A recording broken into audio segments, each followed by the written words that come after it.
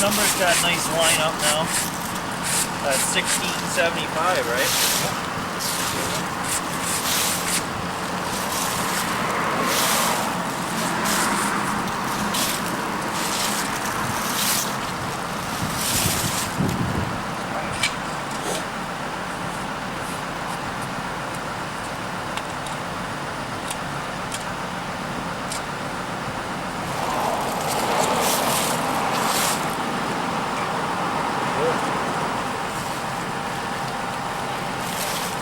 Give it one more push to bring it closer.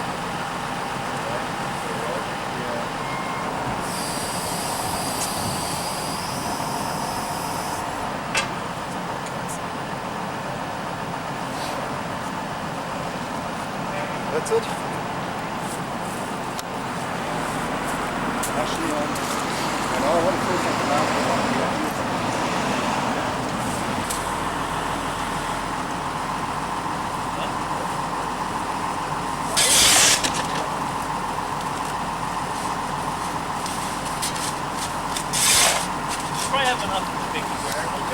Oh yeah, sure. You got a nice truck. What's that?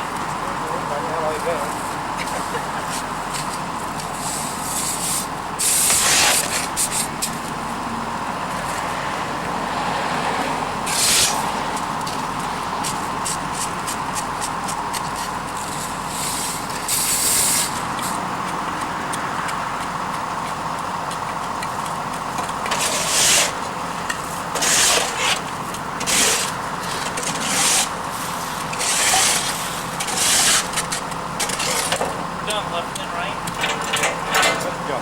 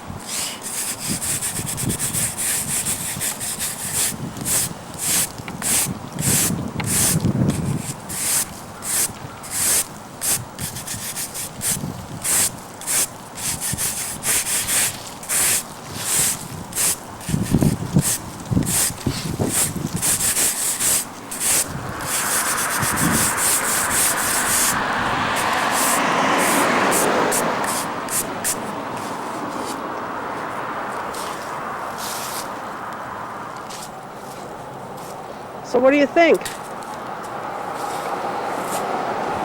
wasn't easy, but I'm glad it's back where it belongs, in one piece. What's next? Next I'm going to insert a special high-strength epoxy and then fill it with a sandstone-based mortar to seal the cracks.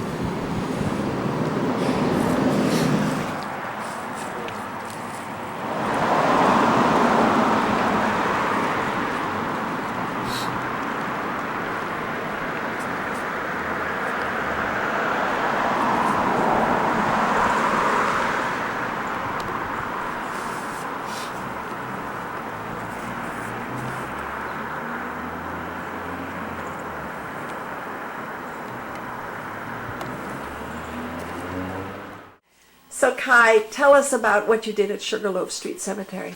I started in early April repairing and preserving a little over 150 gravestones and monuments at Sugarloaf Street. Some monuments were broken, had fallen over, pieces were buried. Some other ones, some of the features were very eroded. It needed a special treatment in order for them to be preserved. But overall, it was a very exciting project, and I'm very pleased with the outcome. When will it need further repairs? I hope it won't need further repairs, but I mean, of course, should a tree branch fall down, we might have another few stones that need repair, or, I mean, the soil is constantly shifting, so it's not a constant. We will need some resetting over the years, and perhaps some light cleaning can be done over the next year or two. But in general, the cemetery is in a pretty good shape now. Okay. The last days you were working on footstones. Can you tell us about that? Yes, earlier this week I came out, and during my initial work I discovered a number of footstones all along the back fence in the rear of the cemetery, and I was able to match those up with the actual headstone, and I set them very close to the headstone, making the monument complete once again, because they used to consist of a head and a footstone. And I also straightened out some other stones that weren't covered in the phase 1 and 2 I did earlier this year that were still leaning quite a bit now that everything else around them was straightened out. And yeah, that's all complete now. And tell us about the trees and any issues about the trees. Yes, as evident after the October snowstorm, the trees continue posing a danger to some of the gravestones. We had some branches falling down. Luckily they landed right in between two stones I had repaired earlier this year. Didn't cause any damage, but you can tell there's still some branches in need of pruning on those trees in the cemetery, and potentially they might cause quite a risk when they come down. There's some of the older stones, the slate stones around them, and they could suffer a significant amount of damage. Mm-hmm. You were asked to do an assessment for the next round of repairs.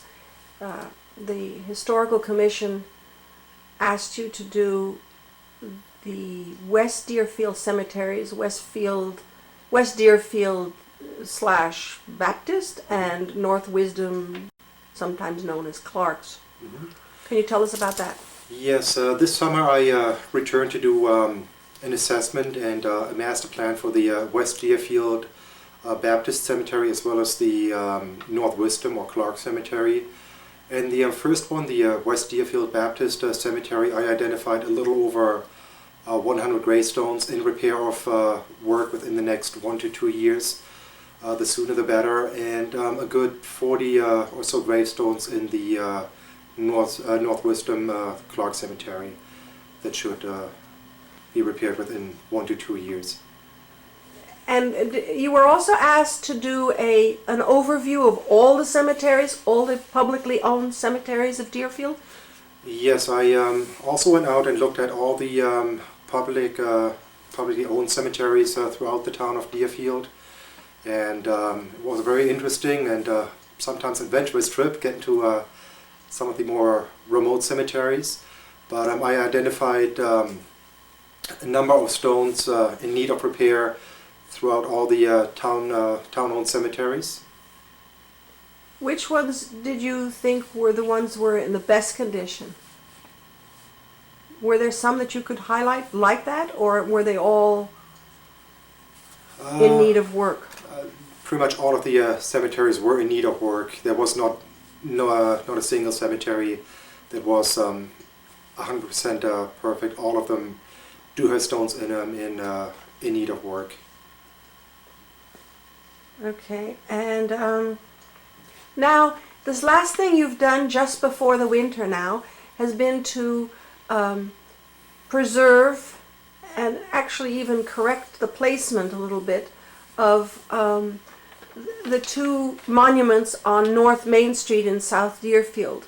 Can you tell us about those monuments and what you did to them? Yes, I began in October with the larger Bloody Brook monument, the marble one on North Main Street. I cleaned it, removed moss and lichen from that monument, although it did appear that in some areas it might have been cleaned in the past. It's just difficult to tell what method was used. All of my cleaning was done just by hand. It took quite a bit of time and effort to do that. And I also discovered a number of cracks on the obelisk part of that monument, which I went ahead and used a special mortar, which is just for marble repairs, and filled in these cracks to prevent further breakage of that obelisk.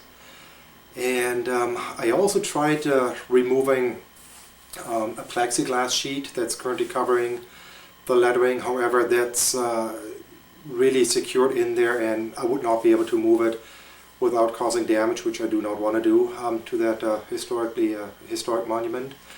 And my concern with that plexiglass is that moisture might be kept behind that plexiglass, further damaging or accelerating deterioration of that marble. So it is a concern, but at this point removing it would cause even more damage than leaving it in place. And my most recent project was the second Bloody Brook monument at 100 North Main Street, where the homeowner graciously allowed me to take over their front yard for a couple hours. And I was able to raise that monument above grade, so it was actually sinking in. It was below grade, in danger of being completely overgrown. So it is now sitting a good 2 to 3 inches above grade, and it is sloped that so we won't have water pooling on it anymore. And I epoxied the two pieces as it broke into. I epoxied those back together. When did it break? It must have broken a number of decades ago, actually, probably 40, 50 years ago, or even more, based on the break lines. They were very weathered. And it will require some more work. I have to fill in some of the breaks with a special mortar for sandstone repairs. However, being this late in the season, it would be too risky to do that application now. It probably has to wait until the spring unless we get another spell of warm days. Can you tell us about people stopping by and talking to you during all of the different work you've done so far in Deerfield? Yes, it was actually quite moving. Working in Deerfield at Sugarloaf Street, I had a number of folks stopping by and being very interested and thanking me for the work that was done there, and I can't even express how much that means to me. And the same over at the Bloody Brook Monument, the second one at 100 North Main Street. We actually had a bunch of visitors there, wanted to see how that very important monument is being raised and brought back, and it's very moving to get that kind of feedback from people. Are you going to do a training later on? Yes, the town had asked me to perhaps train a group of volunteer on how to clean gravestones, and I'll be more than happy to do that. Of course, once the temperatures warm up a bit, maybe next spring, mid to late spring, we can come out, and it's just a half day, and we'll learn quite a bit about the stones and how to take care of them, and it should be a fun morning, and hopefully many more fun days after that cleaning those stones. Well, we'll see you there. Yes.